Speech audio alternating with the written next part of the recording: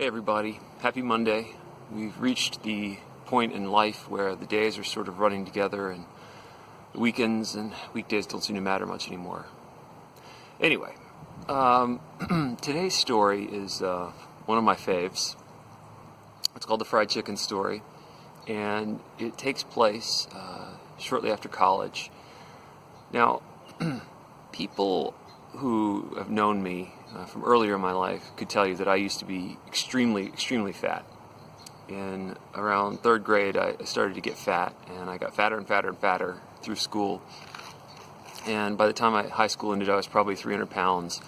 And in college, I got even worse. My diet got worse. My exercise habits were non-existent, and I ballooned up. And by the time I finished college, by the time I finally stepped on a scale, I was around 350 pounds, and it's very possible I could have been higher than that at a certain point. So I was morbidly obese. That's the technical term, and it was gross. So I never really tried a diet before, but finally I got just tired of being so big, and I decided to actually buckle down and try a diet. So I could talk for a long time about the diet stuff, but the long and the short of it was I started to do a diet where I only ate food every other day. So I would spend 24 hours fasting and then eating and 24 hours fasting.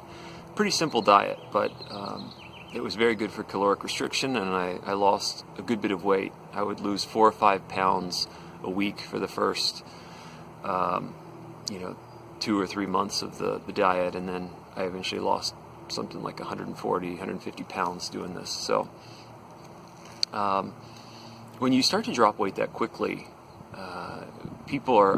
they start to notice. When you weigh 340, 50 pounds, and you lose 5 pounds, no one notices. You're just too fat. That's like a big poop. But when you drop 30 or 40 pounds, people start to say, "Hey, did you lose weight?" And you get a lot of questions about that, and people are curious, and usually most of them are polite about it. So it's just fine. Everybody likes positive attention. But the most attention I got were from other fat people, and these people broke down into two different groups. There was the group of fat people who would say, "Isn't it dangerous to lose that much weight that fast?" And I would always say to them that I always thought that being morbidly obese all the time was more dangerous. That usually shut them up. But the second group of other fat people would always want to know how I was doing it, and they would always phrase it, "What's your secret?" Because here I was, one of them who had cracked the code and had solved the riddle to be thin. And when you told them there wasn't a secret, they didn't listen. They never listened. They always assumed I was not telling them, or that whatever I was doing, just simple caloric restriction and exercise, wouldn't work for them. People tell themselves a lot of lies. But one of the better examples of this was this lady who I worked with. I graduated, and I was spending a year working as a research technician. And one of the secretaries was this really chubby black lady, and she noticed, of course, like everyone else, that I was, disappearing daily.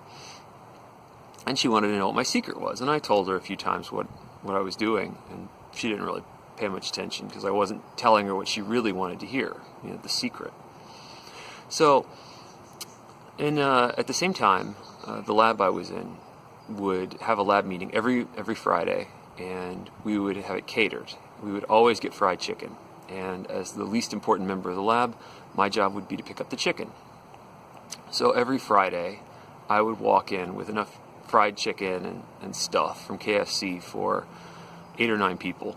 And she would see me walk in with this, decadent fried food, and at the same time, I'm losing weight like crazy. And these two things do not compute to her, which is reasonable if you didn't know the whole story. I'm on this diet, and because I'm only eating every other day, I can only even eat the chicken every other week. So, it's all optics. So one day I'm walking in with the chicken, and she intercepts me, and she goes, "Oh my, do you love chicken?" Like, yeah, it's good. Excuse me, I'm going to go eat some of this. It was a day where I could eat.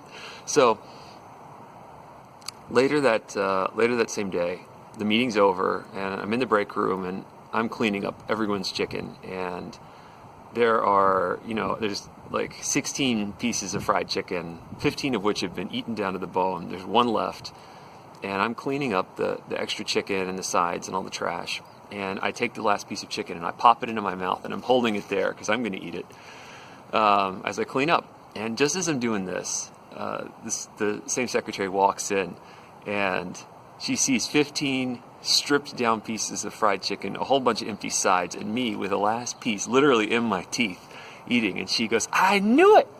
I knew you was eating the chicken." So at this point, little mischievous Noah sitting on the shoulder whispers in my ear, and I say, "Well, you caught me. I might as well tell you the truth." And she goes, "I knew it. I knew you had a secret." And I explained to her my secret for weight loss, that I was on an all fried chicken diet. And I laid out an elaborate series of rules, only some of which I remember. I remember it had to be KFC chicken, only original recipe, don't go for the extra crispy, no skinless either. You'd think skinless would help, but it doesn't. And then you can only have approved sides. The mashed potatoes, okay. The mac and cheese, no. Dangerous. Only one biscuit per session, never more than one. So I give her all these rules. She nods, and I think she took a couple of notes, and she goes away. And about a week goes by, and I'm sitting around one day, and she comes in, and in tow is this much younger guy who's also pretty fat with the secretary. And she goes, "Noah, this is Earl. Earl's my nephew. He needs to lose weight, and he loves chicken. Can you explain to him the fried chicken diet?" And I'm like, ooh, didn't see this coming. So, it's a little fat kid, and I don't want to tell him to go to all fried chicken, obviously. This has gone a little bit far. So I need to sort of worm my way out of this without telling him that I was just fucking with his aunt. So I ask Earl if he's ready for the fried chicken diet, and if he's ready to make all the sacrifices necessary. And then I tell him that his aunt hadn't explained the full extent of the fried chicken diet. I then explained the purification phase of the diet, which consisted of eating nothing but fried gizzards for an entire month, with just coleslaw on the side. And that broke Earl, and I think it also broke the aunt. She continued to be obese. People like that don't like to change. They don't even like secrets, when the secrets aren't easy.